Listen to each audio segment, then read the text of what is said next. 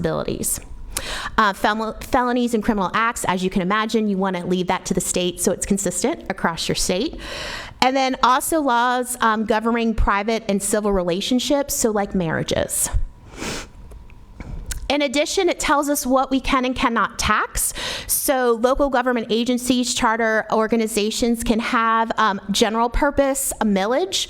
That is what we call our ad valorem tax, but it cannot exceed 4 mills unless the voters vote on it. So parish government does not have to go out for our general ad valorem tax. It generates close to $8 million about a year. If we wanted to say we wanted to go up to 10 mills, that's something we'd have to go back to the voters for. You also can have millages that aren't for general purposes. For example, animal services, right? You can go out and ask, but you have to have a specific purpose and a specific term when you go out and do it, and then it's legally restricted to that purpose. We also can collect occupational licenses as long as it's not greater than the state, and we may levy sale taxes if the voters approve it. Most of it, I went through ours, they really don't usually get larger than 2%. Another thing that some of our limitations is the district attorney is the general legal counsel for a governing parish, but there is a caveat. There is an exception when the charter says the parish can employ a parish attorney or hiring general legal counsel. If you don't have the provision in the charter, then it defaults to the DEA is the legal counsel for the parish. And the last thing, our charter cannot limit or exclude cities, towns, or villages incorporating. So when you look at the charter, if you had some of these in your mind, just want to give you a heads up, this is kind of our restrictions when we look at the charter. Great, thank you. Any questions? Can you make copies of that so we can put them in our binders so Absolutely. we can have them? We appreciate it very much. Thank you. Was there questions? No questions, good. All right. We have our presentation now by Ms. Debbie Hinton, Executive Counsel for the Police Jury Association of Louisiana. Thank you for being here. Thank y'all for asking me. Let me plug this in. See if it shows up. Mary. Yes. They're not going to show it there, but they can see it. Okay. Oh, you can put this one on. That you had. Right. So my name is Debbie Hinton. I'm Executive Counsel for the Police Jury Association of Louisiana. Before then, I represented St. Tammany Parish government for 11 years. And prior to that, I was products liability defense lawyer. I'm here to talk to y'all about the forms of parish government. And as you can see from my title page, we have 38 police juries and we have 26 others. 21 of those are straight home rule charters. One is a commission up in Caddo Parish. And then there are 3 consolidated, which is East Baton Rouge, Terrebonne, and Lafayette. So those governments have decided to consolidate the city and the parish into 2 government, 1 government operation, and then the city of New Orleans is its own animal. Now, I like to go back because, as Pitbull says, if you don't know where you're from, you don't know where you're going. So when Louisiana was purchased in 1804, they carved out something called the Orleans Territory. And the Orleans Territory looks like what is Louisiana.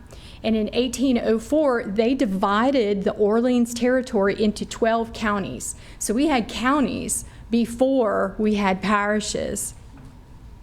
And you can see I've listed them, those 12 original counties. But by 1807, it just wasn't working for everyone. So they reorganized parish government. They also redrew the parish lines, and they divided it into 19 parishes based primarily upon the ecclesiastical boundaries within Louisiana from the 21 parishes during the French and Spanish colonial periods. So we had 19 parishes to start with in 1807. In 1807, the Legislative Council also created the form of parish government. What they did was appoint a parish judge, and then they appointed justices of the peace, and then they appointed a 12-member jury to serve with the parish judge and the JPs to run parish government.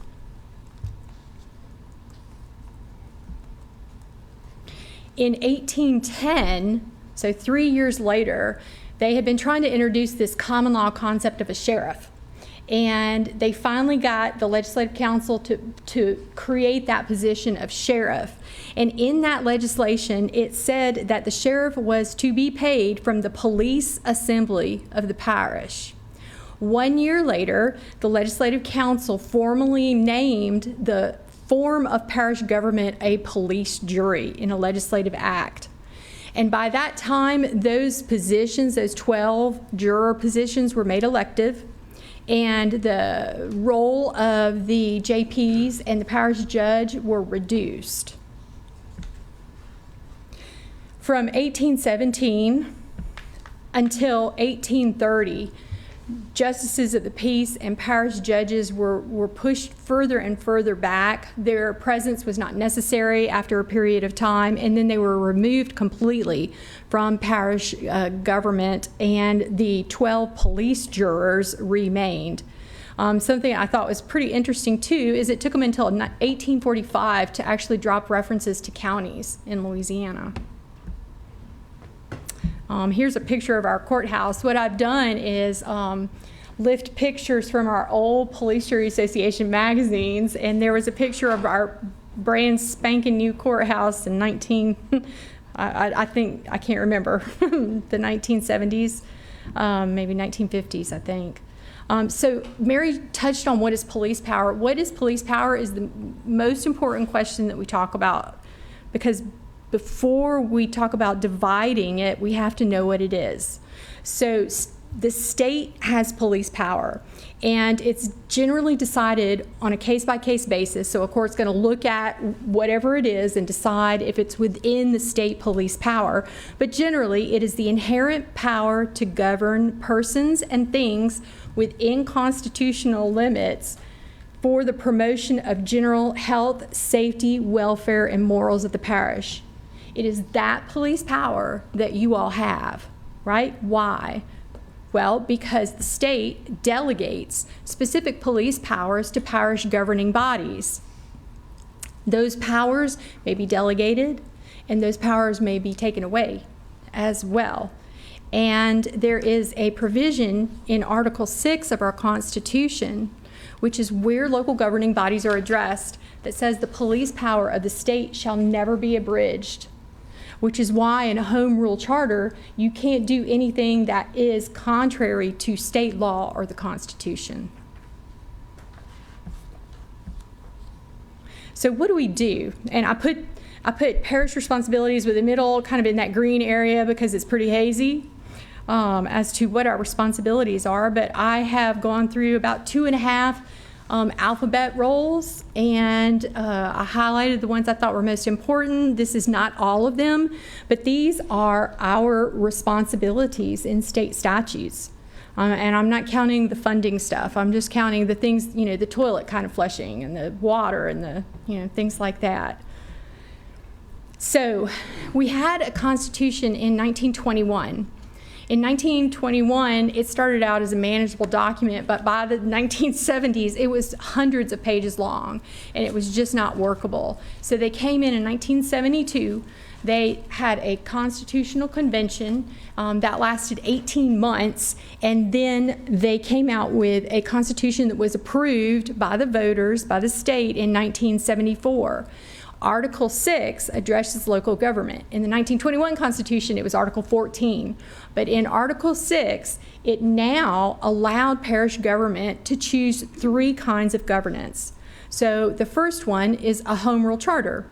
And a home rule charter shall provide the structure, organization, powers, and functions of parish government, which may include the exercise of any power and performance of any function necessary, requisite, or proper for the management of its affairs that is not denied by general law or inconsistent with the Constitution. So that is the power within a home rule charter. The second form of parish government has not been tried. That form of government is a police jury where the voters then authorize the proposition that the governing authority may exercise such general powers as is consistent in a home rule charter. It's never been tried before. The last, and I didn't do this in necessarily any specific order, just the way I put it, a parish government that has no home rule charter and in which a majority of the electorate has not approved a grant of general governmental powers has only the powers authorized by this Constitution or the law. So what does that mean? That means that a police jury, as Mr. Davis probably knows, only has the powers that are approved for it to have, either in law or in the Constitution. Home rule charter. So that's a picture of Robbie Miller. He's a Tangipahoa Parish president. And what a home rule charter does is provide the structure, organization, the powers. It tells you what you can and cannot do. So that is your Constitution. That is your living document that can be amended at times, and it gives you the authority to do the things that you need to do. So here are some cases. A non-home rule charter political subdivision can exercise only the powers expressly granted by the Constitution of the legislature in absence of voter approval. And what they're talking about is that second form of government, if the voters approve general powers for the police jury. Hasn't been done. Rule that the police jury, as a creature and subordinate political subdivision of the state, only possesses those powers conferred on it. So in case after case, you hear police juries talked about as a mere creature of the state. A police jury, again, years later, is a creature and subordinate political subdivision of the state. What are the differences? So there are pros and cons to each form of government. The statutes are very strict with police juries, but it does not tell them how they have to discharge their duties, and it gives them a tremendous amount of flexibility in responding to immediate needs of their citizenry. So police juries move faster, and they have just a lot more ability to move, and that's cited as an advantage. However, the police jury doesn't have the authority to determine its own structure and organization that's set out in statutes. It's in Title 33, which addresses local government. It also does not, immunize the parish government from intrusion of the legislature. So, for example, the legislature last year wanted to put term limits on police jurors. Well, they can't in home rule charters because that's set out in our charter, right? But they can in police juries. So the legislature can tamper as they feel necessary, and with an affirmative vote and a signature of the governor, change the organization and structure of police juries. The police jury system works great in a lot of parishes, and a lot of parishes are very good with it. I think that some of my population statistics, so we have one parish, Tensall, that has 4,000 people, 4,400 people now. And then, you know, as it moves more into a higher population, those parishes tend to have created a home rule charter. Why? Because it was just better for them to get the things done that needed to be done, because you have more population, you have more people, you have more talkers, I guess, and you needed to divide those responsibilities. So what is a juror, a police juror? Well, a juror has both legislative and executive or administrative responsibilities. So we have parish president and we have parish council here in St. Tammany, but a jury possesses both of those within that one person. So police juries are allowed to have a secretary, but they don't, there's no law that defines the role of a secretary in a police jury. Police juries are mandated to hire a treasurer that has to be appointed for a term of 2 years. A lot of parishes, for financial reasons, combine that position to secretary-treasurer, and then they're able to define the role of the secretary-treasurer. Police juries are also allowed to have a parish manager or a parish administrator, which operates like a CAO, if the jury determines that to be it set up that way. So the jury has a lot of control, and they do it together as a body over how those employees, how that administration is set up. Our parish president responsibility, that's Mr. Jacqueline, Mr. Archie, and Mr. Larry from various parishes. Where does their authority come from? The Home Rule Charter. That's where their authority is. Because the voters have decided that the parish president shall have the authority that they approve. The state statutes sometimes issue the parish president authority that may not be necessarily in a home rule charter. For example, Title 29 is our emergency kind of title, and that there's got to be somebody in charge, so the state statute said the parish president's in charge. A police jury president is elected from the police jurors. They define his role as the police jury president by ordinance or resolution. They have no inherent power. Like a parish president does have the powers delegated to him or her by the charter. The police jury president is a little different kind of an animal. He does set the agenda. That's within the statutes. He does have the authority to call a meeting, but that's pretty much it. He presides over the meetings. A police jury has no individual power. It is only power asserted as a group, and that is both administratively and legislatively. So you can't have someone executing contracts or instructing employees by themselves with a police jury, an individual juror, I'm sorry. A vice president for a police jury is an option. His role, again, is defined a little in state statutes, but the advantage of police juries, again, is that they have a tremendous amount of flexibility in determining what needs to be met right now for their government. Another thing that I think is very important for y'all to know is what is the governing authority. In police juries, the governing authority is the police jury. In a home rule charter, the governing authority is the parish council. Those people are the body that exercise the legislative functions of the political subdivision. So that's another important distinction between a jury and a home rule charter. So it moves a little slower, right? Because you don't have it consolidated into one person. And that's it. Does anybody have any questions? Great, thank you. Any questions? We're using the council, so you might have to yell at me if you got a question. No questions?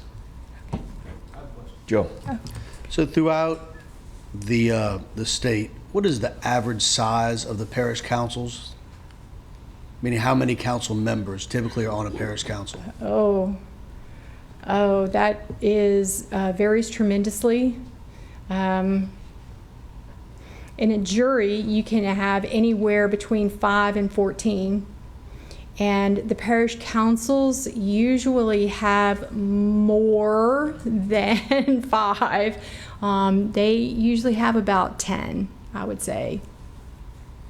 And it all depends upon... What we were the largest. Yeah, that's another thing, too, is that when the home rule charters were voted on positively, for example, St. Tammany Parish had a home rule charter in 1980, and they went back to the police jury system. And then it was voted on again positively in 1999. So a lot of what is in the home rule charter, right, and many of these charters have not been amended, depending on what the population was at the time they chartered. So, for example, St. James Parish, chartered in 1979, they have 20,000 people, and I believe that they have about 10 council people. So I think it depends on what is, what's there, what people see as a need, St. John the Baptist, 1980. St. Bernard, 1988. The only charters that were in place before the 1974 Constitution was Plaquemines, not really sure about that one, and Orleans and Baton Rouge, East Baton Rouge. And they're subject to different rules. But Arthur? And, and then Larry's next. Larry's got a question. But I had a question. So Yes, in sir. terms of, could you kind of walk us through when does a police jury need to evolve into a council? Or I don't know if they need to, but what usually spurs that on? And then if you have a police jury where they're serving the dual role as both administrator and legislator, do you need more members or less? Because if you compare us to like some of the bigger parishes that have councils, they have less members than we do, and we seem to be the largest, I think. Okay, so let's look at this. Concordia Parish Police Jury, right? 1, 2, 3, 4, 5, 6, 7, 8, 9, 10, right? That's Concordia Parish. Looking at their population, 18,867 as of the 2020 census. Can move back. That was Concordia Parish. This is Ouachita, 1, 2, 3, 4, 5, 6, right? Ouachita's big. So, hold on just a moment, please. Ouachita has 160,000 people. They have 6 members. Yes. Yes. 6 police jurors? Yeah. Yes, sir. 6 All right. jurors. Larry? I was looking for some Oh, you're other on. pictures. There you go. I'm on. Okay, sorry. Thank you for the history lesson. We appreciate that. I know we love this type of stuff, right? So obviously the big issue, or one of the biggest issues that we are facing is the size of the council, right? To maybe as a full-time. In the last 10 to 20 years, I guess, I know the 10 might be too soon, but maybe 20. Have you seen any type of trend at all from any of these parishes going into a full-time situation in that reduction? Because I know there would have to be a reduction, obviously, if No. it became full-time. You don't see any trend whatsoever? No, sir. And I think that the last parish was East Feliciana that incorporated, Natchitoches incorporated in 2012, and they have not, Point Crepee 2017, and nobody has moved into a reduced form of council, to the best of my knowledge. I mean, Right. I think Jefferson Parish, and there are a couple who have a council, and then they have at-large, and they may have an A and a B, or an A and a B. Right. But I don't, as far as the actual number, Okay.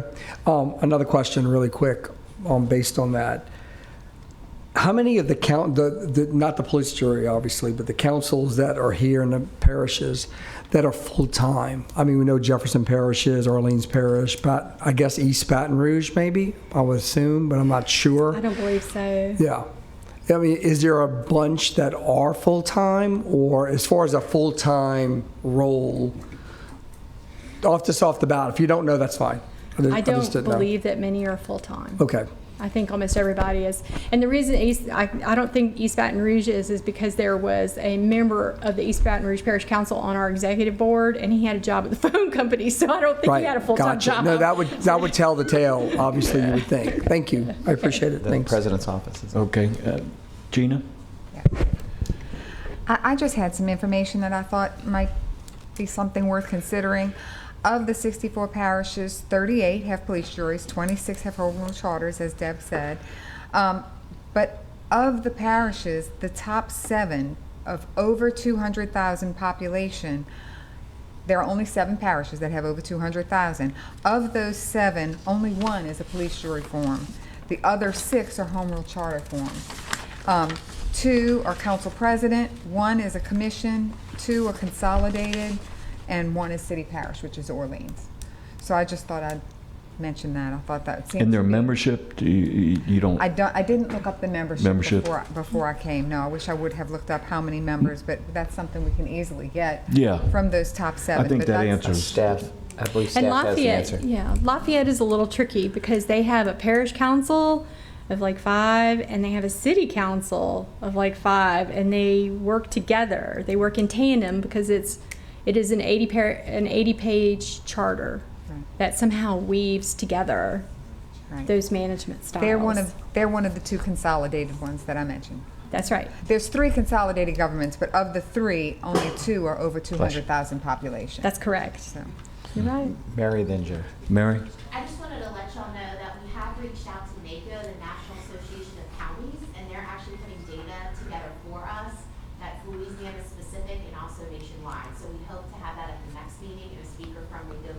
So those kind of questions about data. Great. We'll definitely have an opportunity to go through that. Good. Because my assumption to Larry's question is, most of the parishes that you mentioned, Louisiana didn't see a growth in population, so there's been no real push in those rural parishes to go to another form of government, because, they're happy with where they're at. Well, and respectfully, they can't afford it. Okay, and they can't afford it, okay. Joe? Any other questions? Joe had his, and then I had one. So, it seems like it's all over the board, right? 20,000 people. Yes, sir. That's right. If you've been to, 20,000 people, that's right. 5 police juries or council members. If you've been to St. Tammany Parish, you've been to one parish, right? There's no one size fits all. Is there any method originally that was established to determine the amount per the population? No. What the statute says for police juries is that you can have between 5 and 14. That's it? Yes, sir. Like roll the dice and decide how many? Pretty much it. Yes, sir. Well, it was designed to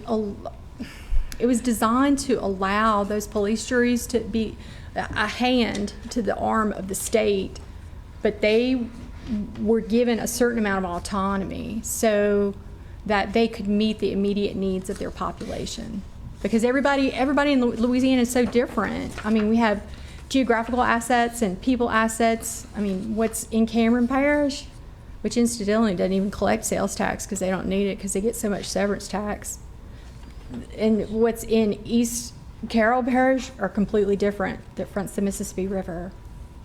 Yeah. But if an amount was established for a police jury form of government, you think it would change a little bit when it goes to a home rule charter? Oh, an opinion is, I think that it's what the voters vote on. It's what the charter decides is best for the people of the parish. My last question. You've done a fantastic job. Thank you so much. You as well, Mary. In your experience, what do you see from forms of government throughout the parish is most effective? Well, it depends upon the needs of the parish. So, for example, the president of the Police Jury Association last year was from Vernon Parish. Vernon Parish has a population of 48,000, and they were as nimble as a goat, and that's because they had to be. And I think that there's no one size fits all. And the problem, right, is that we are in the weeds. We are the government that is closest to the people, and we have to be responsive to their needs. And what's in St. Tammany is not in Vernon or Allen. Sure. You know. So I can't really answer that question with an affirmative answer, and I'm sorry. That's okay. Thank you so much. Arthur? One last question. I do appreciate everything you're saying, and it appears that St. Tammany opted for the max when we were setting up our police jury. For the parishes, though, that are growing, like the 7 parishes that the president's office mentioned, we've seen unbelievable growth in a very short period of time. I think since in my lifetime, we've gone from 60,000 people to 280,000 people. So Me too. what we're trying to figure out is how do we best serve can 14 part-time people serve the needs of 280,000 people? Yeah, you don't have an easy job. So, I mean, you're responsible for the future of St. Tammany Parish. It's not easy. You have to figure it out. I'm sorry to, I mean, it's hard. It just is. And it takes a lot of deliberation and consideration because y'all are planning for the future. I mean, we have to make this work for another 50 years, long after we're gone. Right. Perfect. Thank you so Thank much, you sir. so I really much, appreciate it, Devin. Thank you. Okay, next on, is there any comment from the public? Yep. You have a card? Okay. Any comment from the public on what you just heard? I see you shaking your head, so none. Okay, great, thank you. We have one from the semi-public.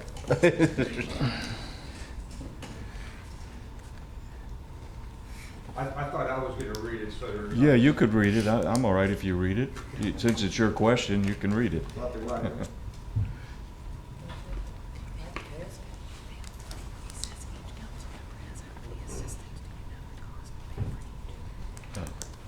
And I'm asking you a question, right? So, I was going to ask her just two questions, all right? Pat Phillips, Councilman District 5 for St. Tammany. When you have the different sizes of the parish government, like number of council members, the parishes that you talked about, can you identify how many assistants each council member had? I cannot. Yeah. I'm sorry. Okay, thank you. Okay, thank you, Pat. Thank you. Okay, next presentation by former Jefferson Parish President Tim Coulon, if you'd come up, Mr. President. I think Mary had sent you maybe some Questions. yeah. Yes, sir. But I think there'll be some here because Sure. And listen, I wanted to commend all of you for serving, especially when you hear these two presentations and you're not accustomed to local government or state government. It's very confusing. So I appreciate everyone who's going to go through this process because it is a process and it's an important one. And so I commend the political leadership for initiating it, and for those of you on the civic side and the public side for participating in the process, because it's a tedious process and it's a complicated process in many respects, because in Jefferson, we go through, our charter requires that we go through it every 10 years. We sat on the last charter committee in 2022. In January 2022, we started the process of going through the articles of the charter. We finished a year later, had 2 public hearings, and submitted it to the council. The council, and I assume this parish council has the same prerogative, not to put any of those articles on the public agenda to vote on. We've gone through 1 at this point.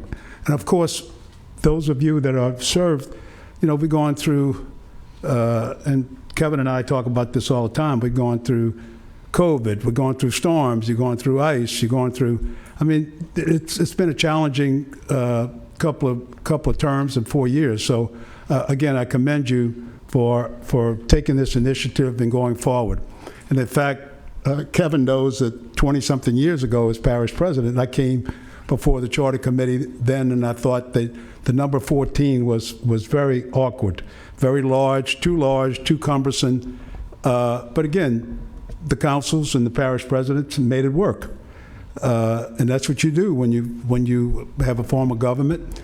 And now I think the challenge before you is, to right-size the government and to convince the public and the council to what's the right size. So there is no Bible that says, a parish this size. For example, in Jefferson, we're landlocked. We couldn't grow. We can't grow. Now our population is stagnant. Yours is growing by leaps and bounds. So now you have to plan for the infrastructure, how you're going to deal with that going forward, because you're not going to get smaller. So anyway, again, I thank you all for serving. And as I was telling, I'm kind of a government junkie. I love government. I talk about it. So my experience is I spent the first 30 years, starting in 1976, as both an administrator and a civil service side. I worked for 3 different parish presidents as an unclassified appointment. I became the chief of staff to the late Mike Yenny, and then I was elected as the first 2-term parish president in Jefferson. Chaired the Superdome Commission, was on the Recovery Authority, so I've spent the majority of my life in public service, and I've enjoyed every minute of it. And as my wife would tell me, why don't I get a job that pays? And one of these days I will. But again, I think this process you're going through is extremely important, and I think that I hope that the public participates in the process, and that's all you can hope for. That the public wants to get educated and wants to have to right size this government, understand the challenges that you face going forward with such a large group. So Mary challenged me with the first toughest question, I think. What makes a parish run well? Well, from my perspective, I think communication. It starts with communication. It's up and down between the council and the parish president, between the public and the administration and council. There's no substitute. And again, I'm so damn old that I didn't have email and so forth. So I was forced to talk to my council, which I did and enjoyed, and forced to talk to the public. The first thing I did was enabled the public to have input and to have say-so in the parish government. So I think communication up and down, that doesn't change. It doesn't change with technology. The second thing I think was trust. Your constituents, the parish constituents in Jefferson, have to have a level of trust in their elected officials. Responsiveness is another one, meaning that when a constituent calls up about cleaning a canal or a drainage ditch, and they get responsiveness. They get an administration that responds to that. The other leadership, and again, I think that's part of it. The people that run, the people that are serving here, you're all leaders in some way, shape, or form. You want to make your government better. I think those are all important qualities to make a government run more effectively. Unfortunately, I've been through my 30 years. I've seen the parish president file suit against the council. I've seen the council, in conflict with the parish president. I was blessed. I didn't have that problem. I communicated. I recognize that, and you all will talk about that a little later, recognize that the parish council is a governing authority in Jefferson. So technically, you might call it a strong council and a weak parish president. And that's probably a good description. In my case, I felt like I had the backing of the public, and my council, we worked together well. Does the structure and form of influence affect the how effective is the form and structure? I think that it is probably the most important. I think having 14 again is cumbersome in my world, and it continues today, that the parish administration and the council members meet in advance of council agenda items. There's a level of communication that makes it much more challenging when you have 14 members. Again, that's not to say it can't be effective, but it makes it very difficult. The other thing I would say that seems to come to mind that I've read in the last year or so is the relationship between the DA and the parish administration or the parish government as a whole. I didn't have that issue. I've never had a DA, other than as a good friend as a DA, and that we have to fund through state mandated cost. We, the parish of Jefferson, handle our own legal matters, whether that's, and you've grown, we talked about, animal shelter, for example, has its own attorney because it's gotten to be, it's worse than recreation in the sense that, we're taking care of our pets and there's always controversy. So the parish of Jefferson has its own attorney, and talking to our parish district attorney yesterday, he don't want any part of the civil side and the parish government side. He's got his hands full on the criminal side, and again, that's his full-time job. So I think that's a challenge. that maybe that you have outgrown, in a sense that maybe it's time that you have your own legal representation to take care of not only the internal issues, external issues where you have litigation and so forth. Again, please interrupt me if I say something you need to correct. In your opinion, experience, what should the committee look to make improvements?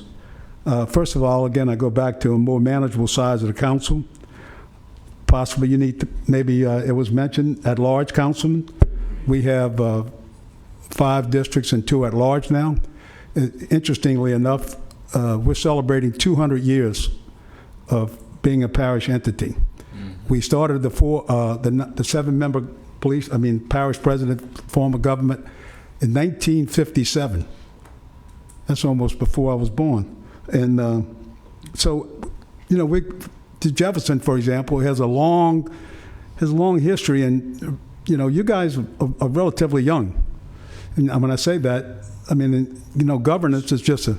Yeah, so you had 7 members. You've had 7 members since 1957. That's correct. No, any ballot propositions of increasing it or No, decreasing it? Or never. Never. The only thing that has changed is that I came to work under a 4-2-1. We had 4 districts, 2 at large, 1 of the East Bank and 1 of the West Bank, and of course we divided by the river, and then a council chairman, a chairperson, who handled all the meetings. So your chairperson was elected parish-wide? Parish-wide, that's right. And so in 2004, we went to a 6-1. 6 districts and 1 at-large chairman, parish-wide, with a minority district, our first minority district. And then in 2004, actually it was when I first took office in 1996, so that's when we had a 6-1. In 2004, we went to a 5-2, which is the current form, 2 at large, 5 districts. The difficulty there is the 2 at large, neither one was designated as the chairperson. So now they rotated. They rotate being the chairman. The chairman primarily runs a meeting. Go ahead, sir, I'm sorry. What's the population of Jefferson right It's now? about 430,000. And the expectations of your council members is to serve full-time, is that correct? Yes. Okay. Yes, and they have a full-time staff, and also have a budget and research department that handles a lot of their research. Who is that? So yes, they're considered for full-time, and also the at-large council members. I'm fast forwarding to your questions. Yeah. So the at-large council members' salary are two-thirds of the parish president. The district council members are 50% of the parish president. Okay, I think I had a question. I'm sorry. Go ahead, sir.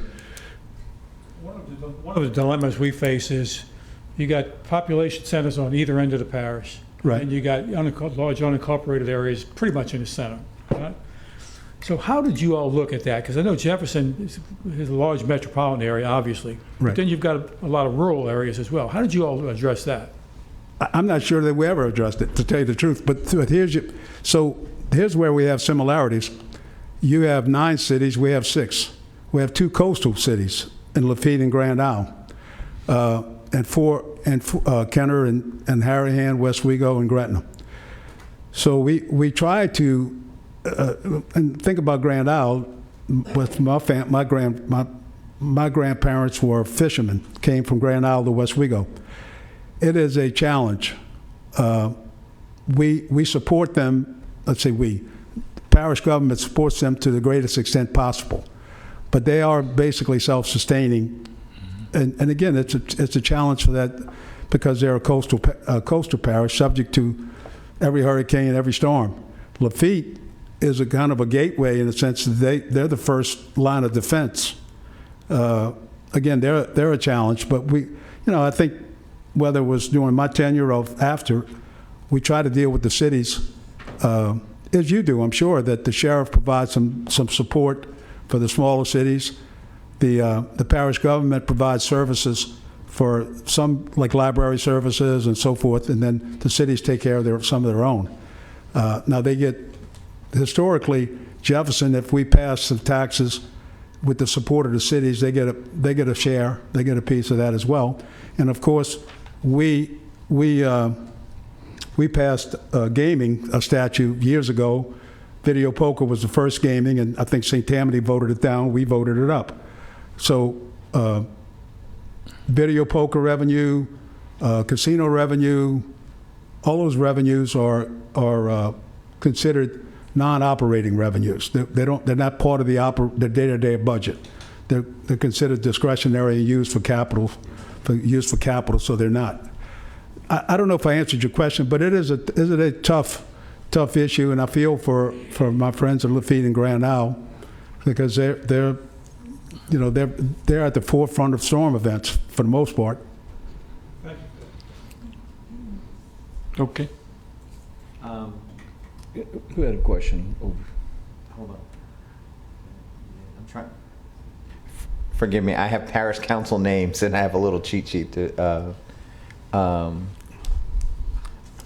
Ms. LeBlanc?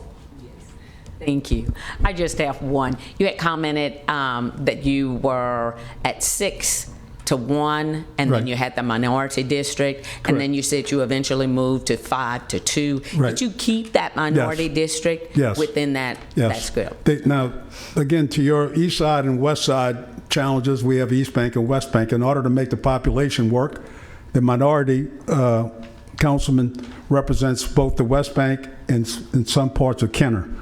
So when you look at the districts as they're drawn, they in order to comply with the federal government, the federal rule, and also have a minority district, we made it work. They made it work. Made it work. All right. Thank you. Thank you. Great. So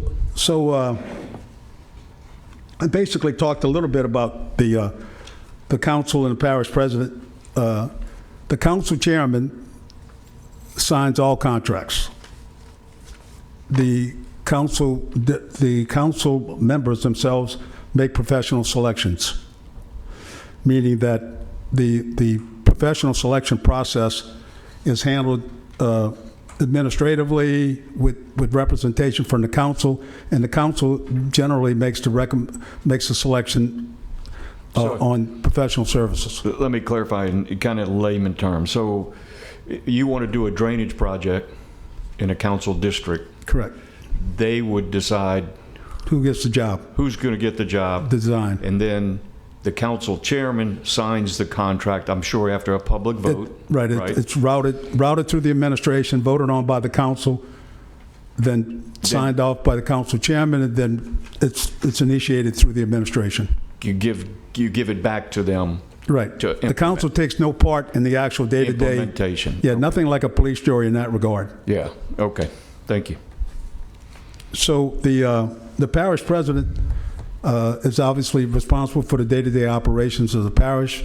Has like 40 departments, 3,000 plus employees, one union. The East Bank Consolidated Fire Department is a union shop, and that person, the parish president and her staff, are responsible for administration of projects. Go ahead, Kevin. I got another question. No, please. In respect to that is, had you ever had a conflict? Was there ever a conflict that the parish council said, I want to do this project, and the administration said no, but you went ahead and signed the contract and sent it back to them? Do they have the authority not to do the project? Or have you ever experienced that? I have not experienced it, but this is the rule of thumb, Jefferson. 4 votes, 4 out of 7 counts to makes it binding. So I've never seen it where this goes back to communication, Kevin, and that's. I agree. But to your point, typically the parish council and administration are lockstep when we're talking about the importance of having drainage, streets, the things that are the most important. I call it blocking and tackling. It's not any different 20 years since I'm out of office. You still have to fix streets, provide drainage, flood protection, business development. All those things are, and permitting, which is always a challenge.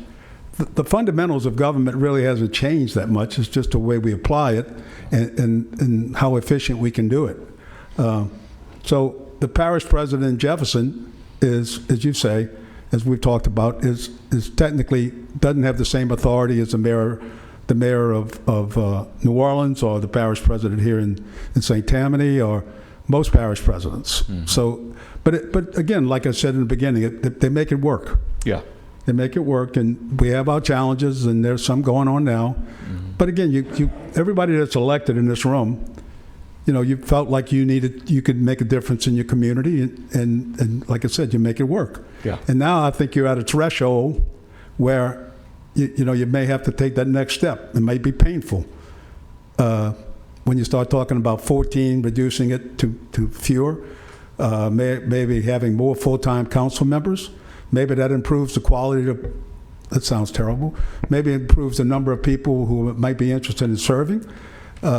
It has all kind of ramifications. And I think the significance of this body is I hope that it reaches to the public to where they come and express themselves and talk about the pros and the cons of anything you guys discuss. One of our issues, as you might have saw earlier with the presentation, the parish has about $160 million budget, right? Whereas Jefferson now is at $1 billion as of this year. $1 billion. Now, that would be nice, because I know the council members could get things done. Barry, did you actually make a copy of what I sent you? The budget you did? Yeah. I'll make them do it right now. No. So anyway, I provided. Okay. Not that the subject is finances today, but I provided a single sheet about where the money is distributed. But at some point, you went from 50 million with right. 7 members to 100 million to right. 500 million to $1 billion. So it was around 600, and I've been out of office 20 years. It was around 600 million. When you were there. But again, Jefferson's always been blessed with a strong capital program. Yeah. Again, just recently, talking about finances, so going back to our similarities, we have over 20 taxing districts. Very cumbersome in that regard. You guys have fire districts. We still have fire districts on the West Bank of Jefferson, soon to be consolidated, I think. But over a period of years, we've consolidated a lot of services for more efficiency. Mm-hmm. At one time, we had 6 recreation districts that we consolidated to 1. So I think these are things that evolve over a period of time. That had to have been painful. Yes. I mean, really. No, it was. Consolidating those entities. Correct. I mean, I can see. And there was a lot of outcry. Yeah. Because, I want my money to stay on the East Bank. I want it to stay on the West Bank. I want it to be in Kenner. We share a lot of the same issues. But you overcame. Yeah, we did. We did. Again, it's tough votes. Yeah. Talking about yesterday, the council meeting the big issue was, to the parish president and the council's credit, they substantially increased water and sewer rates. It hadn't been done in, I don't know, I could never convey with my council to go beyond 4 years. Well, she got a 20-year increment over a period of time, bonded money, similar to what your proposal, I think, that's being talked about now, where you're extending a tax for longevity-wise and being able to bond it. Mm-hmm. We did that in 2000 for roads, and we continue to do that. Yeah. And the public has never seen any reason to deny that, because it's an extension of an existing tax. It's not a new tax. So I think, for the most part, because I know you guys, so the last question was, look to consolidate, St. Tammany has grown significantly in the last 25 years. You are coming from a larger parish. What do you recommend we keep in mind as we grow? Well, I think you already know that at some point in time, you're going to have to consolidate. You have to deal with infrastructure. That's a real challenge. We have a consolidated sewer, water, drainage districts, and one of the reasons why the parish was successful in generating as much money as it did out of the sewer and water rate increases was because we consolidated. Garbage, always a problem. so you have, You have parish-wide garbage collection, right? that's correct. Yeah, we don't. And we own our own landfill. Yeah. In the beginning, did you have private sector sewer and water companies? We had, during my term, we had outsourced the operation of our East Bank. East Bank has one consolidated sewer plant. Yeah. West Bank is still splintered because you have the Harvey Canal. We had a private operator that administrations after me decided they wanted to return back to employees operating. But there are, just like St. Tammany, I believe, you have a large amount of outsourcing. We outsource as much as possibly I think we can, because first of all, right now meter reading in Jefferson is a problem. Jefferson may have 300 openings for finding people to work. Yeah. So a lot of the same challenges that you face, and of course you can look back at us in Jefferson and say, man, I don't want to do it that way. Well, you're gonna get stuck doing it that way unless you find a way to move forward and overcome some of these challenges. Yeah. Yeah. No, you're right. Arthur? Yes, and then I think General Ernst is next. Okay. Do y'all still, or did y'all, even with the smaller size, you still have the problem of, do you still find yourselves having a problem with thinking parish-wide from a council perspective? I think that's one of the downsides, that we're not able to generate some parish-wide vision. We've looked after, I think Jefferson has put a lot of money into drainage. After 30,000 homes flooded, we were part of the SEALA program, sewer and water. And so now trying to beautify our parish, much like yours, in many respects. But it's hard to get that parish-wide vision. And again, I think we split the river divide is still a challenge, and I think you have the east side and the west side that you deal with in similar fashion. So again, I go back to, we have a lot of similarities, and I hope you learn from us. Not that I don't think, we would have done things differently. I can't speak to my predecessors, but I do think that every member that's been elected has always been conscientious in terms of trying to do what's best for the citizens of the parish. You guys have 3-term limits. We have 2-term limits. Mm-hmm. I'd like to see us at 3, but that's not the way the voters wanted it. Yeah. Carl, did you have a question? You commented on council size, ours being 14, perhaps unwieldy. Yeah. Now, my question is not related to that, but maybe indirectly. You said that Jefferson is a strong council, somewhat weak president. Right. If you had, just based on your experience and perspective, is that good, or is it better to have a strong president, weaker council, or have balance? I grew up in this environment, and I learned to adjust to the council makeup the way it is. I don't know that I prefer, the model is more so a balance between the council and the parish president. But that's not what I kind of came up through the system, and I learned, and I thought it forced me as a parish leader and a parish president to communicate with my council, and no one could ever argue that we didn't have a line of communication, and that to me is extremely important when you're looking at projects, when you're looking at what's going on in your parish, where are your strengths and where are your weaknesses. And that to me is a combination of council vision and marrying it with the parish president. Yeah, I know it's a tough question to answer.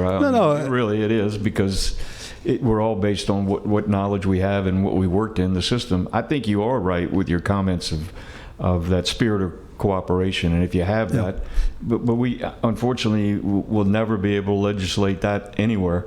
Right. Unfortunately, so we just try to make the best of what we got. No, and to Councilman, to your question, going back to the police jury, I look at, there's like 5 dominant parishes in this state, or maybe 6. The rest are very, as was quoted today, is very small.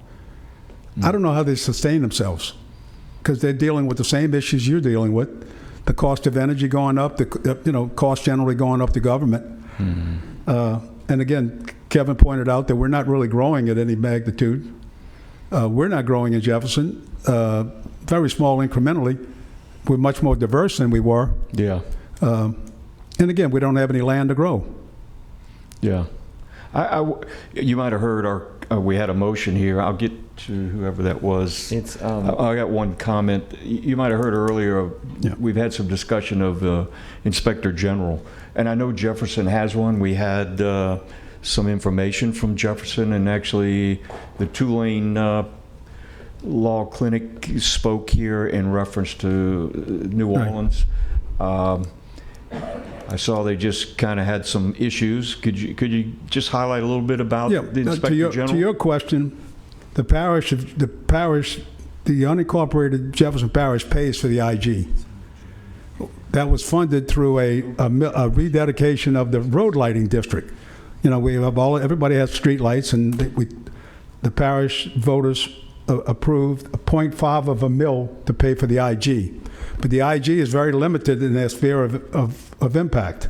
So and to your point, you have to craft it in such a way to make it insightful and impactful, not just for parish government. Now, I implemented an internal auditor that I thought was effective.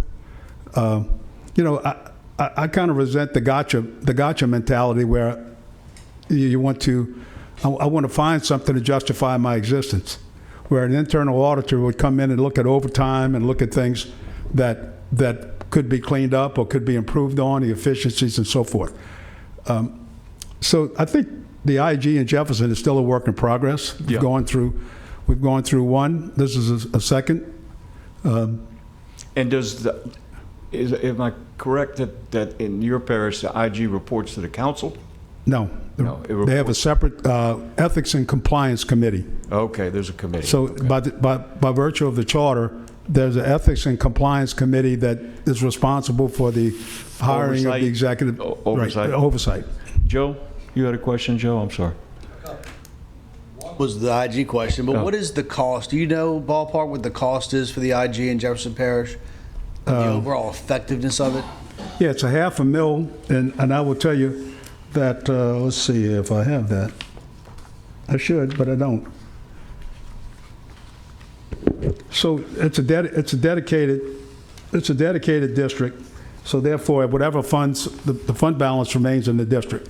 But I want to say it's a few million. But I'll get that for you, Joe. I apologize. I had a lot more information, and my memory escapes me. It's quite a bit. I apologize. No, quite all right. You already scared me with that number. Yeah. One other question. Has Jefferson Parish always had in-house counsel or done their own civil? Or Yes. was there a time where it was with the... I'm sure there was a time, but no, I don't know of anyone living who was there. Okay. I actually called the DA, our DA, who's been there 30 years, and I know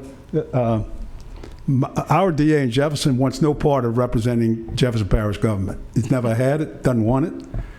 And I think this is another issue that the citizens and you guys have to come to grips with. Yeah. Government is very complicated now. I mean, who would ever thought we have all these issues that either are litigated or the policies, and I think that having your own expertise, and whether that's, when I was at recreation, I had a recreation part-time attorney. Mm-hmm. Why would you need that? Well, you got parents. Well, you got parents, you got kids, you got... They fall down. Right, they fall down. They don't have the same uniform as the next playground or whatever. Yeah. Cheryl, you had a question for Tim? Yes, I have a couple. Go ahead. First of all, there's been some talk about a forensic accountant coming in, works for the DA, but reports to the council. Do you think, and I don't want to put you on the spot, would that kind of be the same as having an inspector general? I know it won't be parish-wide, but Well, for the government After Cynthia Lee Shang has finished this term, she's a forensic accountant. I'll send her over because she's her own IG. I can tell you, she looks at the numbers. Knowing about a forensic accountant, I guess the IG in my mind, their sole purpose is to find. It's not to come back to you to say, it's just the recreation department or drainage department. You have some issues. It seems to me that a forensic audit might be of equal value, but I really don't know. I'll give you an example. There are two things that's happening right now in Jefferson. Is the council, with the administration's permission, concurrence, I should say, they've hired a third party to come in and look at all the parish revenues. Historically, I think we keep a 15% fund balance. I don't know what's to maintain the highest bond rating you can. So that means that every department is trying to maintain a 15% fund balance. Well, that's not always easy. Mary, she referred to the state mandated costs. They don't go down. You're paying for the feeding, clothing, and housing of prisoners. The sheriff, as I appreciate, only takes care of staffing the prison. Then you have the judges. Then you have the DA, and so you have all these mandated costs that you have the obligation to fund. Yeah. Joe, you had a question? Oh, I still I'm got sorry. two. Wait a minute. She got another one down. Yeah, it's more. I do. Do you know offhand what is the staffing on the council, for the council members, how many staffs they have, and approximately their budget? So the district council people, they have a staff of about 4. And so what's happened is that they typically have a chief of staff and one executive assistant or administrative assistant, and then some clerical support. What has happened in the last few years is that they've been given a budget, and how they spend that budget on staffing is really up to them, as long as they stay within the confines of the budget. The at-large have offices on both the East and West Bank, and they have double the staffs because they represent the entire population. I will get Joe that answer and you an answer. Okay. I'm just interested in. No, it's not inexpensive. Yeah. Thank you. Okay, I'm finished. Good. Okay, thank you. Joe? No, what I was going to say is you said you had an internal auditor. You took that on.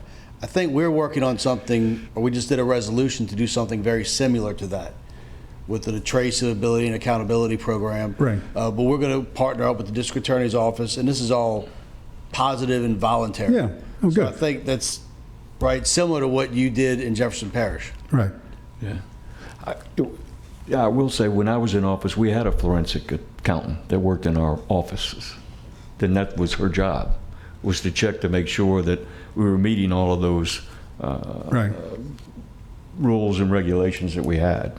But every government doesn't have to have one. I wanted one, so we hired one. We had our normal CPAs, but we also had a forensic. I don't think you have one anymore. No, Who? I don't. Scott. Yeah, I think the forensic auditor is something that is becoming nationally discussed. IGs are still being discussed a lot, but forensic auditors are taking over right now. Governor Landry, pursuant to his Doge committee. Yeah, I saw that. Auditor. He wants it to go wherever state money goes. In my opinion, I'm not an expert on charters, but if we as a parish should decide we want a forensic auditor rather than an inspector general and the entire staff, it probably has to be built into the home rule charter so it can follow all of the parish money without asking for permission to go look at parish money wherever parish money goes. That's a very important point I think we should look at. And in my opinion as a lawyer, not an accountant, I would think a forensic auditor would be much cheaper than a staff of an inspector general and would look only at the dollars and cents and do much more.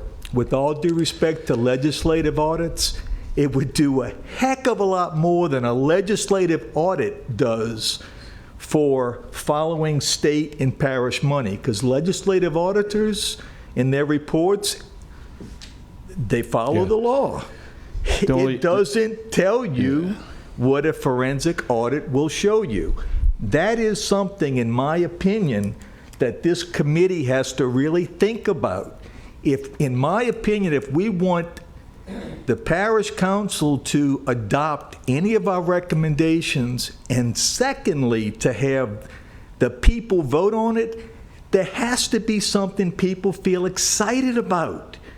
That's not going to cost them an arm and a leg. Okay? If we propose things that's going to cost a lot of money, in my opinion, the ship's going down. People aren't going to want that. They want to hear that we're becoming more efficient. Just watch the state news coming out of Baton Rouge. It just came out today and yesterday from the Doge Committee. This train is coming, and this parish, I believe, is big on news. They're going to expect parish to implement something similar to a Doge Committee. Maybe not an inspector general, but somebody that can do a real audit that goes down to the pennies and cents, not Joe, the yearly legislative audit. Joe, you had a question, comment? No, I was just going to reiterate, that's exactly what we're working on with the district attorney's office now. We want it so we can be more efficient, so we can get better information and more numbers, so we can make better decisions and be a more efficient government. We've been working on this. We just adopted the resolution, and it just sounded similar to what Mr. Coulon was talking about. I think it may need to be part of this committee's discussions if we want that auditor to be able to go knock on, let's say I'm sheriff, knock on Sheriff Delacroix's door and say, I'm coming. Today they couldn't do that. Today they can't do it. If it's in the home rule charter. They still can't do it. Well. I don't believe that they can do it. They can track. Parish money. They can only track parish money. If the parish gives the money to the sheriff or the jail, they can track it. I'm being very clear. Parish money. Okay. I agree with you. Can go follow parish money anywhere in this parish, and that's what people are going to want. That. Sure. They're not going to want to pay more money for changing the council and adding staffs and going full time unless it's not costing any more money. That's my opinion. Well, that's also the good of this program. It's not costing us any more money. What we're working on now. It's So done I do collectively. I probably would agree.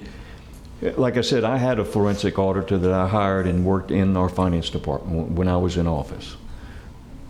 But if you want, it wasn't required. Okay, so if you want it required, you're going to need to put some of that language in here. That would be a requirement of the charter, and the people would have to vote on that. So I do concur with you on that. I mean, the administration tomorrow, next year, or a new administration may say, yeah, I'll do that, but there's no guarantee. So Kevin has given me the axe. My time is up. You guys need to have more serious business. But I will leave you with this.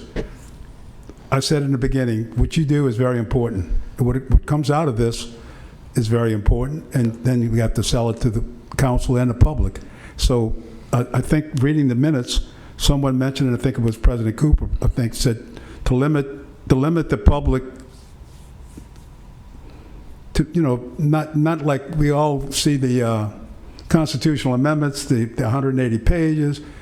The things that are most important to this committee and to the council should be dealt with first. Yeah. But I will tell you, we left at the last charter, we found that there were some issues like the parish had to bid everything out at $10,000.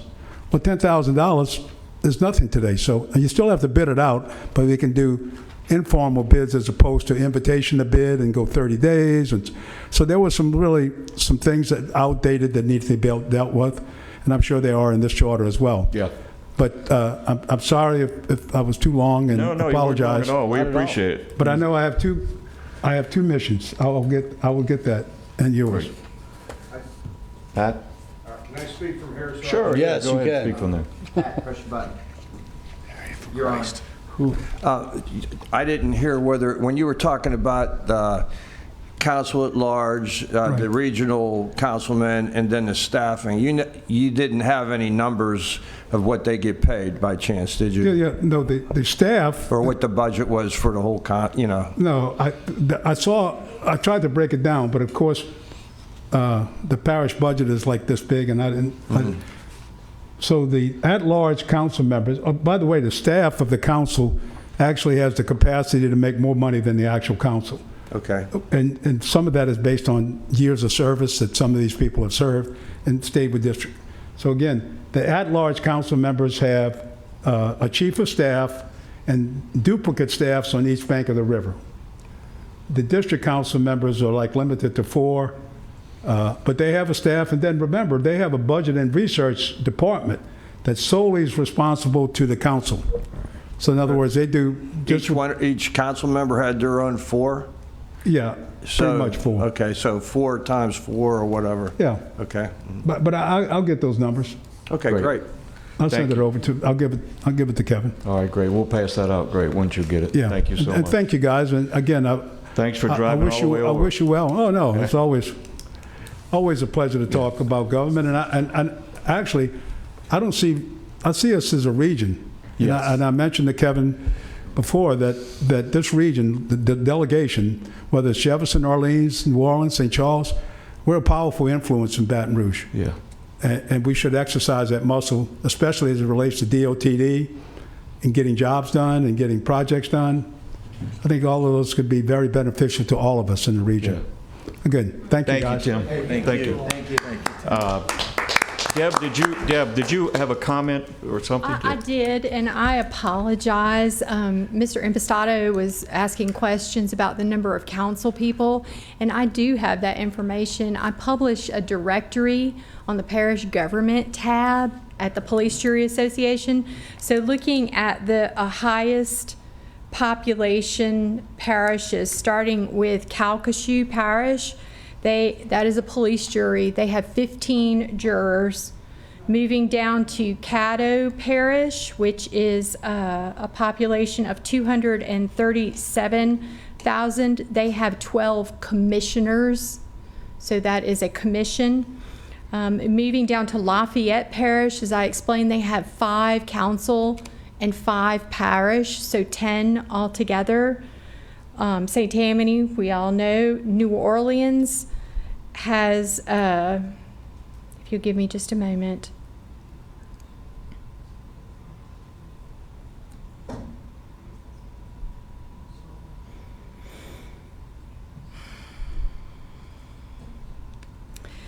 New Orleans has 5 council members and 2 at large. Jefferson, we know what they have, and then the parish of East Baton Rouge has 12 council people. So Thank those you. are our 7 highest population parishes. Yes, sir. And if you don't know the answer, I was wondering maybe you could possibly get it. Do you know if any councils, aside from Jefferson, like Mr. Coulomb was saying, has the ability to enter into a contract when it's related strictly to an ordinance? No. Without going through the administration? No, sir, I'm not aware of any other council or home rule charter or any non-police jury that operates that way, but I will find out. Thank you so much. You're welcome. Great. Thank you. All right, great. Great information. Any public comment on? None? Okay. Oh, Mary, I'm sorry. What did you have, Mary? You have what types? So we got a question from someone at home, and their question was about the presentation I gave, and his question was specifically about the private or civil relationships, and he asked if we could give any other examples besides marriage, and that would be renter, landlord, boss, employee, dependent, custody, or anything about inheritance rights, healthcare decisions, property ownership. Those are other examples of those relationships. Great, thank you. Pat, this is in reference to the, I already asked the question. okay, you just give me the card, okay. Because we're going to get the information, so, and we'll share it with everybody once we get that data. But I think what we're hearing is there's no perfect answer out there. There's no 15 or 30 or 6 or whatever. It really is, what does the public expect and what do they want, is what I'm kind of hearing at this point. The next item is a continued discussion of Article 1. If y'all would go back to that. And what I was wondering is we can kind of keep moving on those. And remember, you can come back to any one of these at any point if you want to make a motion or you want some clarification. We'll be happy to do that. So we went through the boundaries, and the other thing we were looking at was the general powers and then special powers. Okay. Under special powers, we have a comment from the public. Cheryl. Okay. It's me. Go ahead, Cheryl. All right, I'm kind of confused when you get down to joint cooperative agreements on the second page. The parish should have the right, power, and authority to enter into cooperative agreements. I'm sorry, I highlighted, I can't read it. And intergovernmental contracts with local government and region, state, and federal authorities. It says the parish. Well, in paragraph 2, it says the parish is the president council form of government. So my question is it just the president? Or if it's the president council, the council has to approve it?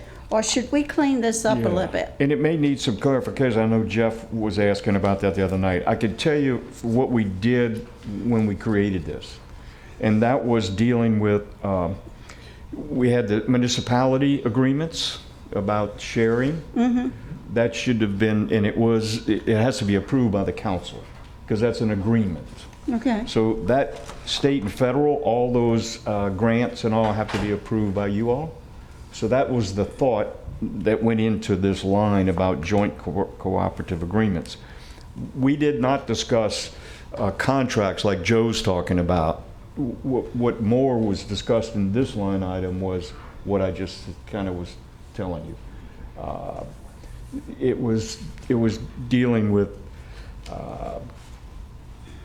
intergovernmental agreements. If you remember, at a time there used to do development agreements that used to go through the council and get ratified by the council, not the administration. The administration could work on that development agreement, certainly, but the council had to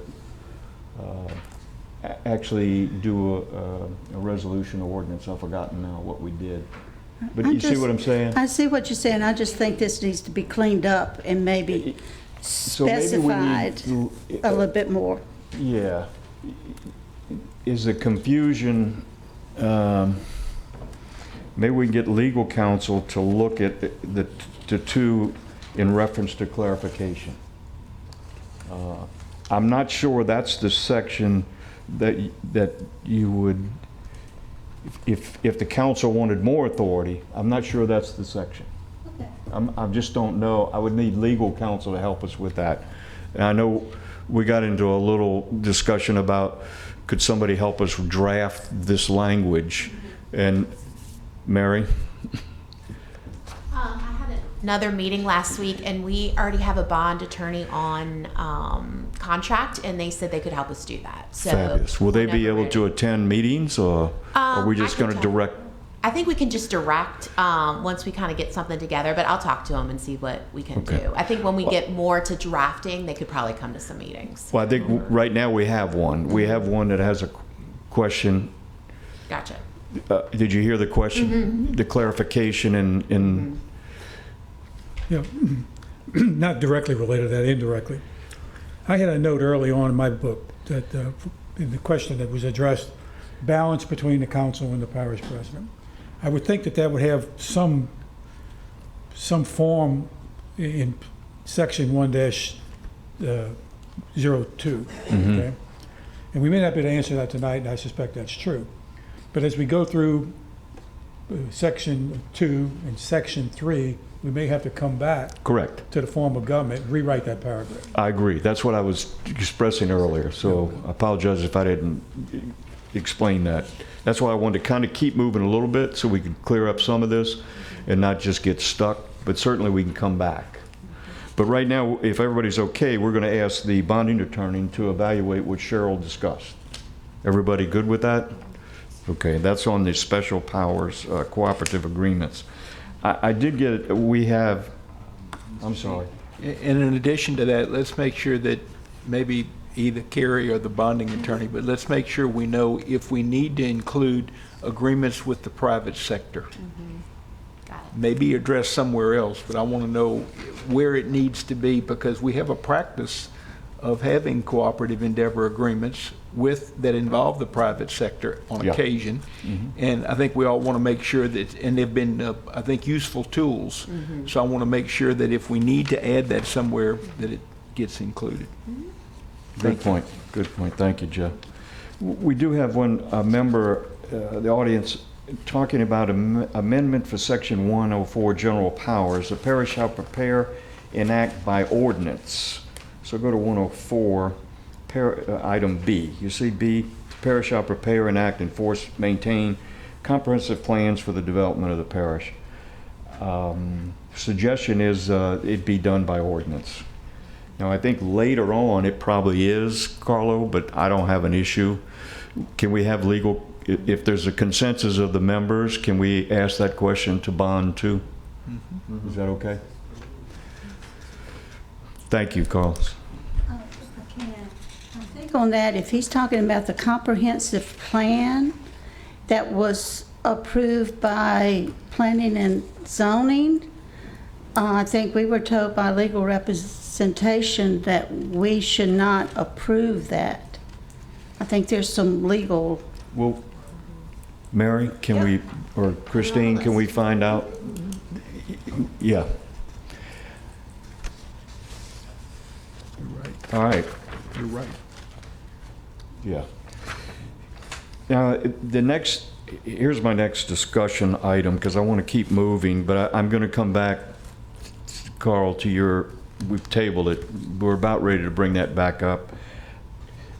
The next items that we'll be discussing the parish council is the composition. Are there anybody, is there somebody that you would like to have appear before us in discussion of that as we move into that section? I think the only thing I have an issue with, but I got to tell you, I'm a little disappointed in here I was saying we got to meet at 6 o'clock, so I'll take my beating, and nobody's here. So I got to say I'm a little disappointed.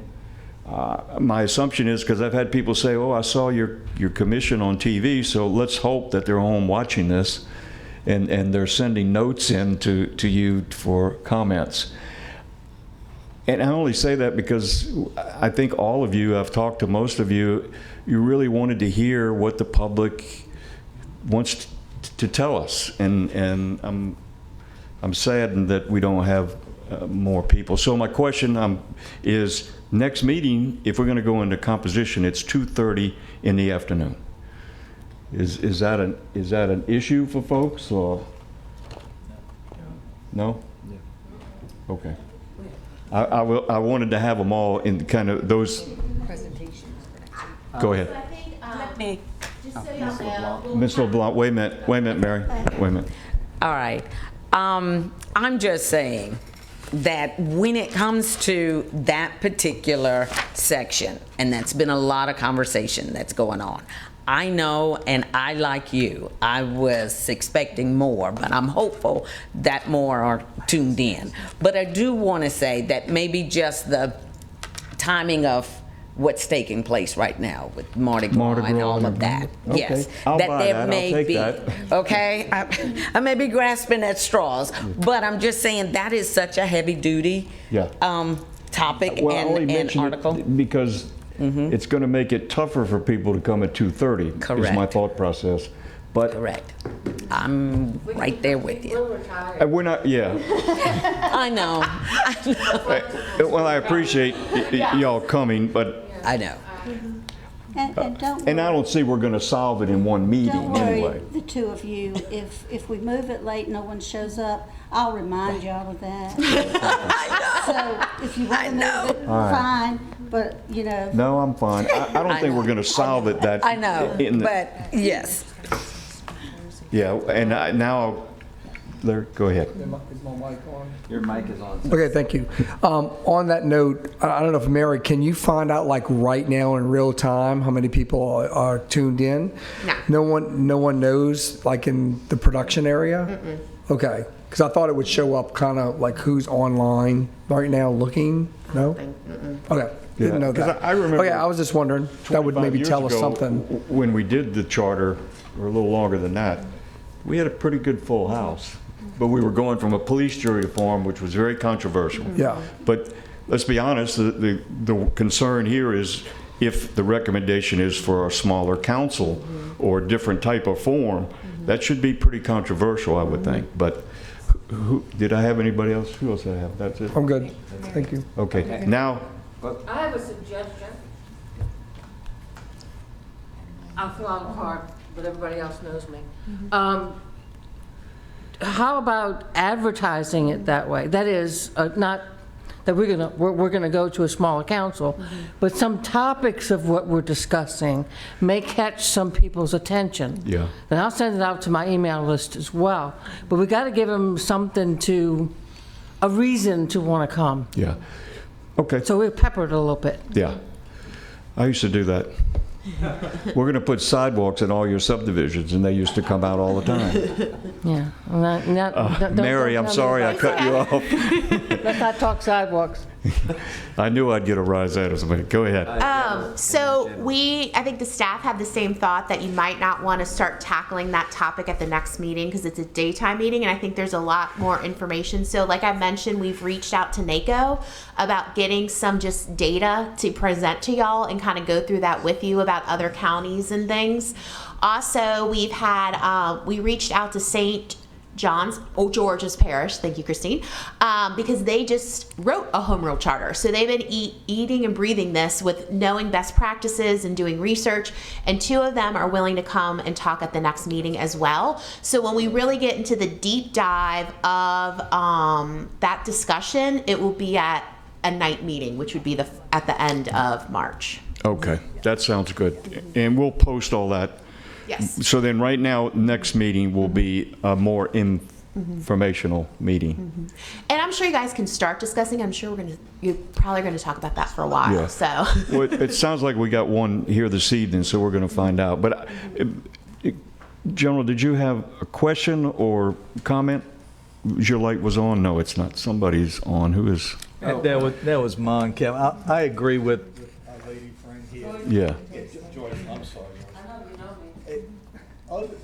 Not many Scott, people, press your button again. I'm sorry, I turned your mic off. not many people have any idea that the council is talking about, the elected council is considering, or those members here are considering discussing going to a smaller council, considering making substantive changes, just considering, Right. to the form of government. They don't know that. I'm surprised, and I thank y'all for coming. Unless, as you said, Kevin, unless people are told the HRC is actually going to look at and discuss possibly going to full-time council members or reducing the size of the council. I'm frustrated a little bit because it's the stuff we're talking about. And we've all been privately, one-on-one talking about, but it's not out there. And I don't even see it in Mike's weekly, update to people saying the HRC is meeting. He didn't need to say who the members are, but he has some of the issues that they may be discussing. And maybe it's because right now we don't want to put those things out there because we have some things coming up in the next month or so. But it's just a suggestion to Yeah. think about. I don't know how else to do it. It's aired because I know people are watching. I've seen it on Facebook. So I think the staff and everybody's doing everything they can to reach the public. Joe, you had a question. No, I do think it's been out there. I mean, Yeah. it's been on the social media. Yeah. But I agree, maybe we have not listed specifically what we're going to talk about, so why don't we try to work with the administration and see if we can say on this date, these are the items we're going to be discussing. Yeah. I mean, we think that'll get more attention, but It's a good idea. What worries me is, well, I mean, this evening I would say, I guess people are happy with what we have all the way around, because I don't hear any, thing from the public. I've had people talk to me privately, say, give me some of their ideas. But if we can, Larry.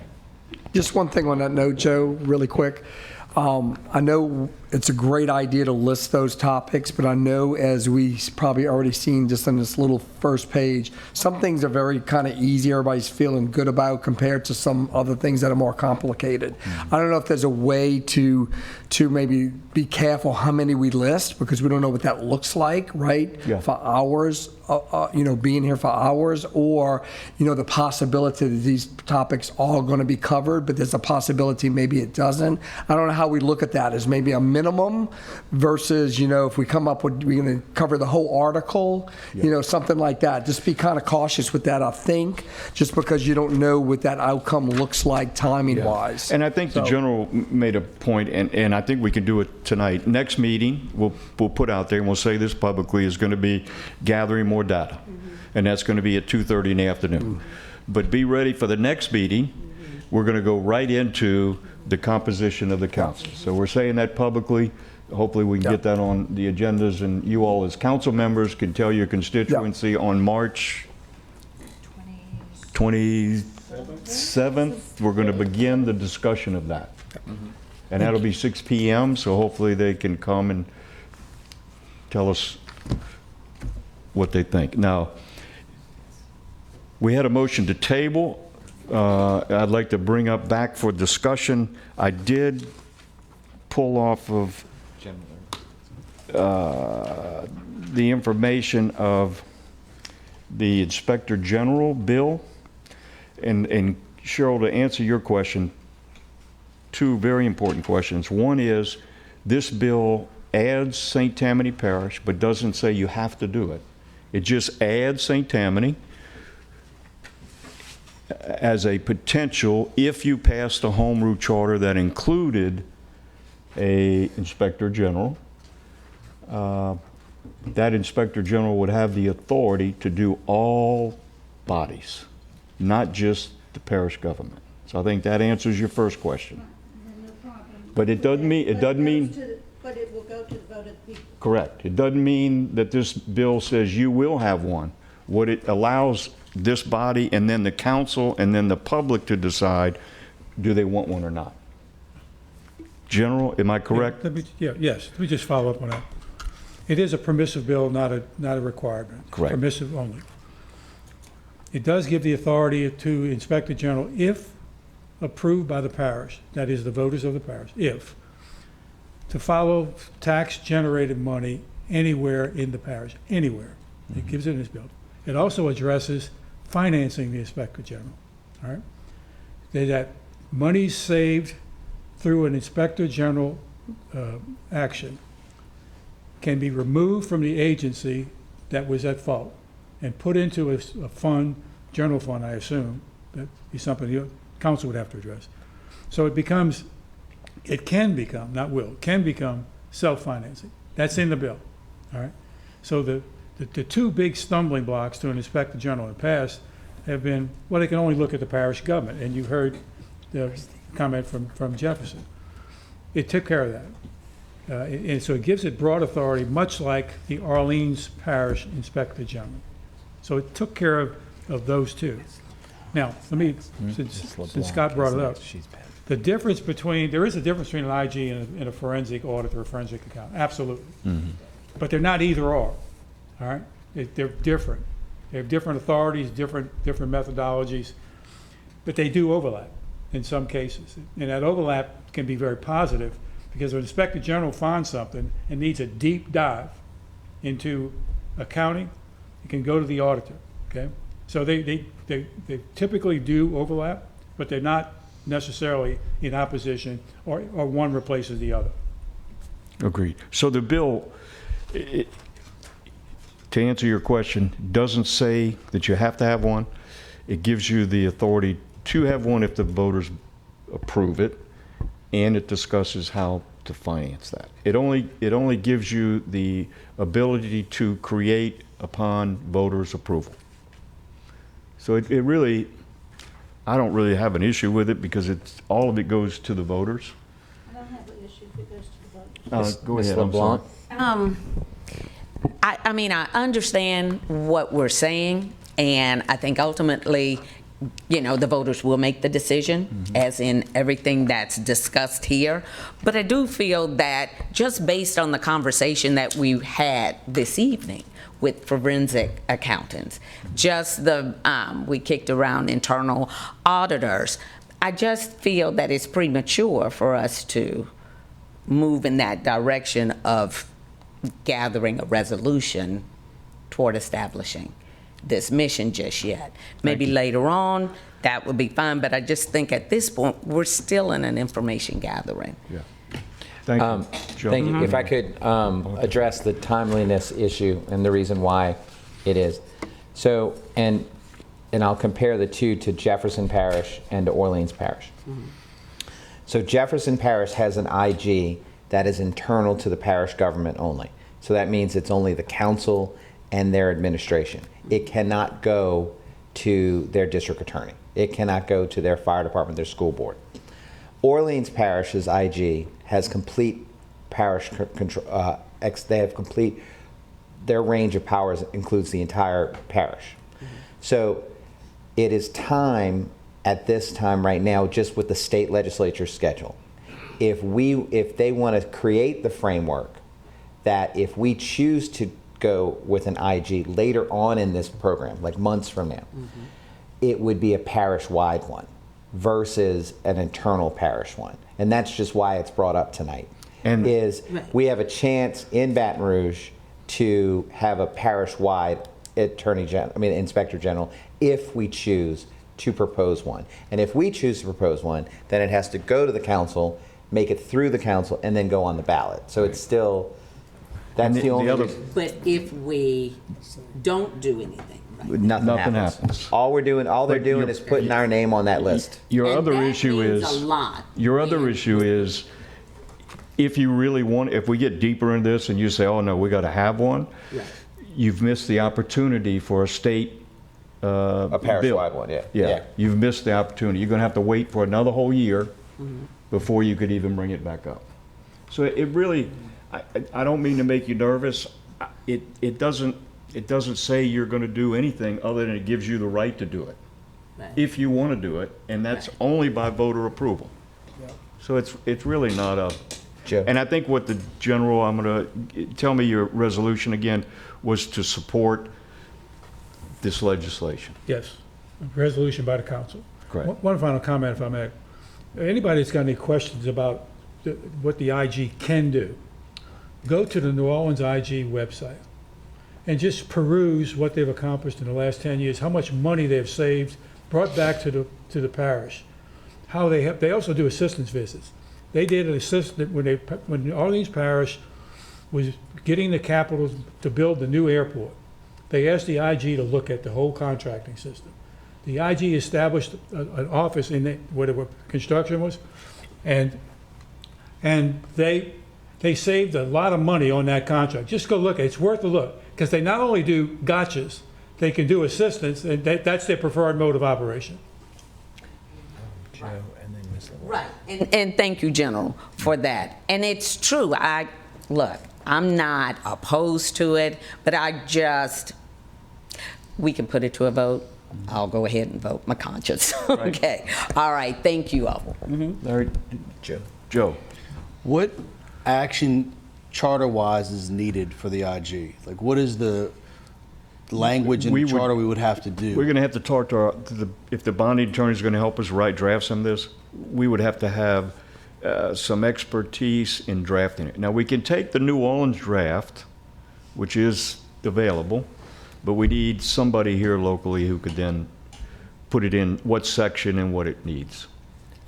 Because Did I answer you? Yeah, you'd have to do two things. It's the IG and the ethics board or commission or whatever you call it, that is the organization above the IG. And that's how you get the independence. They Yeah. have to be independent of the parish executive, the parish council, Right. and then New Orleans model, now Jefferson model.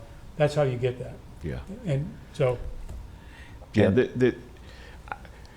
I would recommend not doing the Jefferson because it become a political, as you've just seen. Only because one person was very good friends with the Inspector General, so there was an assumption the Inspector General did review something because of that friendship. What model we're talking about is not that model. Conceptually, I like it. I'd like to learn a lot more about it. If we need to do a resolution tonight, I mean, I guess we can. I'm not saying I'm opposed to that, but we don't understand what the costs are.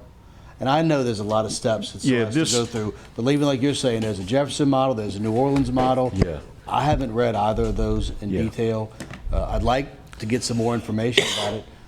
And also just like to make sure, even though it still has to go through a lot of steps, we're not doing anything that's going to cost the taxpayers more money that they don't want. Right. No. It's just my concern. This really wouldn't. I think that the legislators wanted to hear something from the public in respect of, are you interested? Is there an interest? It was kind of my. All right. Go ahead. Me, then Cheryl, then Larry, then Okay. staff. Just to remind the members that Orleans Parish, what we learned last meeting, Orleans Parish created the framework for their IG in 1997, did not actually create it or activate it until after Katrina. So what we're talking about right now is, and we can still table this until next meeting if we want to, time-wise, is if the action doesn't take place in Baton Rouge, then all we can ever do is have an internal IG. But if we support and if the council or if we support what our legislative delegation is looking into, then we can have a parish-wide IG. That's the whole, and we don't even absolutely have to have one, but it gives us the option. Okay. Who else? Larry was Larry? next. Then Larry. You know, on that same note, I'm wondering, since we have a little bit of a window right now, and I totally understand we need to kind of get, we need to get on the map for the possibility. It still has to go through a long road, right? So we just want to be on the map. Would it be wise to get Stephanie here the next meeting and she can maybe put some things at ease since she's going to have the bill anyway, right? Because I think they don't even go into session to April, right? That's my thought. Just maybe she'll come here and just kind of ease some minds. What?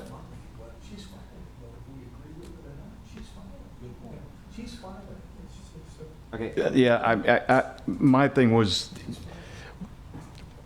it doesn't do any damage. Right. It doesn't do any damage at all. I'm for it. We can do it right now. What I'm saying is, we said we didn't have to address it this time, so I'm thinking think if there's Arthur going to said be that. a next time, do we have Stephanie here just in case she can answer anything? I'm in favor of it. We need to get on the map, okay, as a council. So, and we'll address it as the road goes down. Let me ask this question. If we pass a resolution just asking the council to support the legislation, that's all we're talking about, that wouldn't go to the next council meeting. It would be, another month, right? So, Right. I'm in favor of it. I was just anybody at ease if Stephanie came into the building. That's it. Yeah. I'm fine with it. We can do it right now. Who's next? Cheryl? Who is going to appoint this ethics board?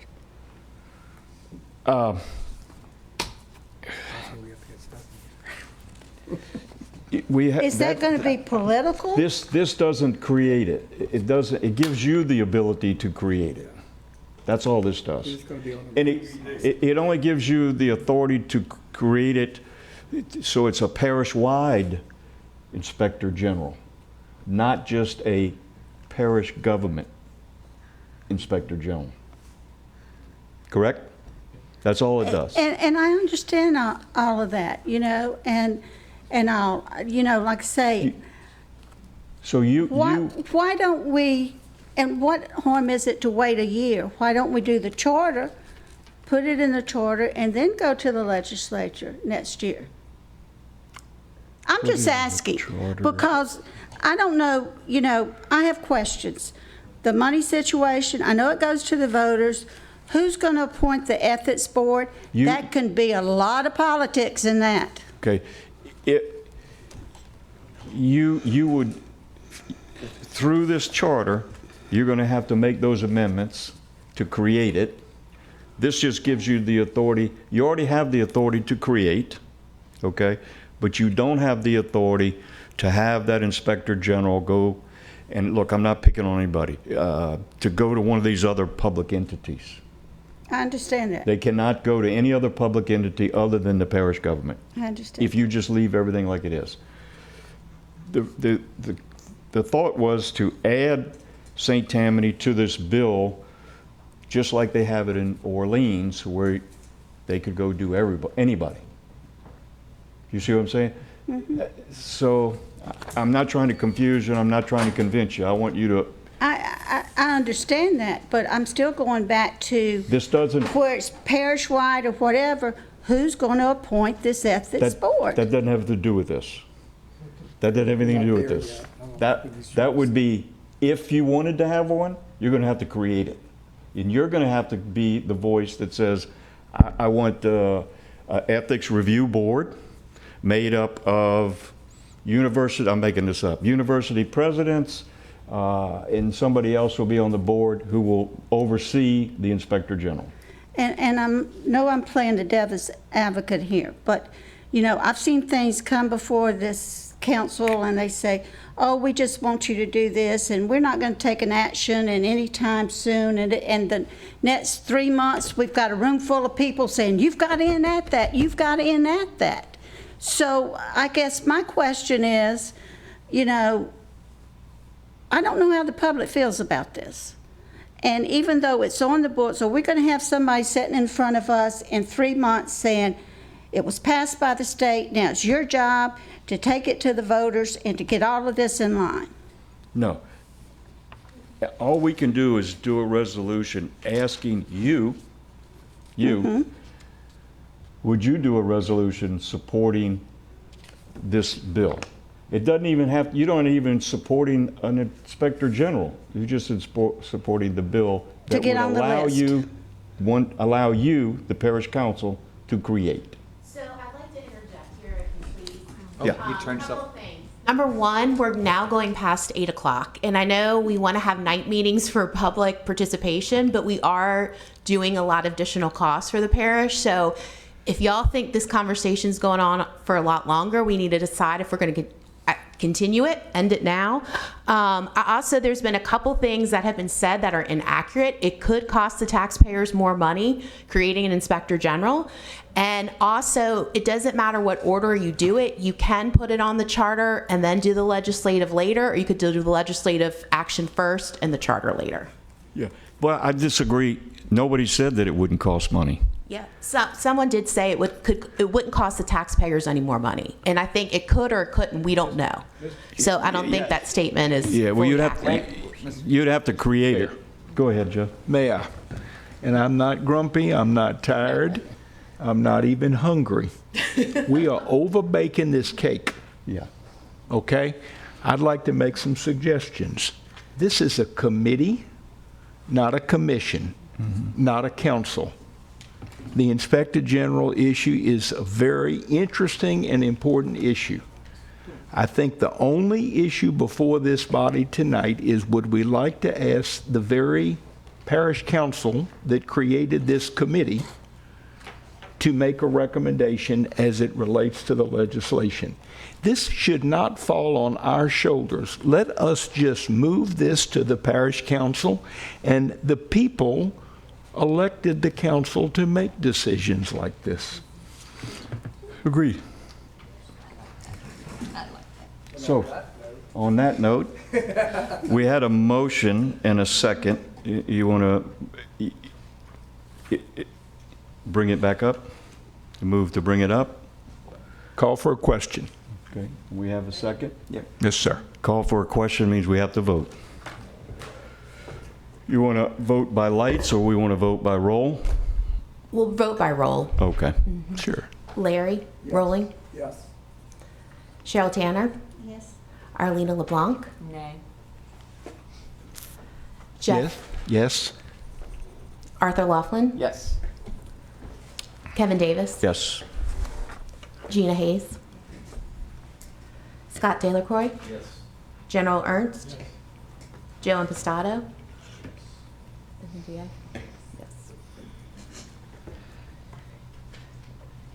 We have 10 yeas and 1 nay. Great. Thank you. The motion passes, and we will ask you to draft that and send that to the council, please.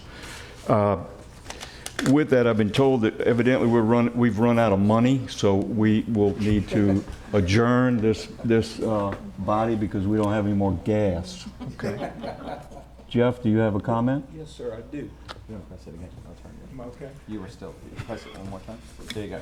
So I had to have slept through this, but why did I think we were okay to have a 3-hour slot for each of our meetings? Okay, and I must have misunderstood, but I had understood that initially the sessions would be 3 hours. Then I remember we decided to go day-night, but, and I understand there may be more cost at night. I mean, I certainly am not making light of the fiscal part, but I also want to ask the question now because I think as we get into some issues that are going to engender even more discussion, and we may even have more participation from the public, we want 3 hours at night. I want to have that capability. I think we should have that capability. Maybe that's a better way of saying it. So let me know where we stand there.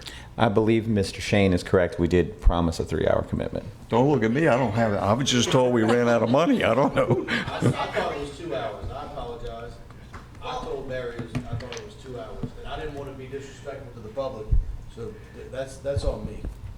3 hours Jen- is security, it's a 3-hour minimum. That's where the 3 hours. General Ernst? Yeah, I thought it was 2 hours. However, I agree with Mr. Shane. If we're talking a topic and we're not finished having rung that topic out, we don't stop because the clock says it's 2 hours, the lights go out. I think you have to at least conclude the topic that's on the table. Well, I think what we learned tonight is it could be heated and it could go on. I don't think any of us take it personally, but we all have our personal beliefs, and I respect that and want to hear about it, you know, even your excitement or anger of a particular issue. We have a comment from staff. I don't know. Tell me where we're at, because I didn't have another. Oh, sorry. okay. I agree with you, but this one went over 15 minutes, so. I thought it was 2 hours. I really did. It's 3 hours. Does that mean we can put it for overtime now? I acknowledge I was wrong. I'm not retired. I got up at 5 this morning. So, who has the authority to say we can go 3 hours? So the initial, like I said, the initial 3 hours, because it is for security, is a minimum of 3 hours. We have to pay them at least that much time. The other staff that has been here, they've been here since 8 o'clock. So that's where the 3 hours came into, was for security. Okay, I don't want to get into this. I agree. So I'm going to adjourn the meeting, and I'll see y'all next. We'll do 3 hours at the next meeting. I don't think that's a problem. Okay. We'll do 3 hours in the future. Yeah. Any comments? Because we're going to adjourn because we run out of time. All right. I'll take a motion to adjourn. Second. All in favor, say aye. Aye. Thank you.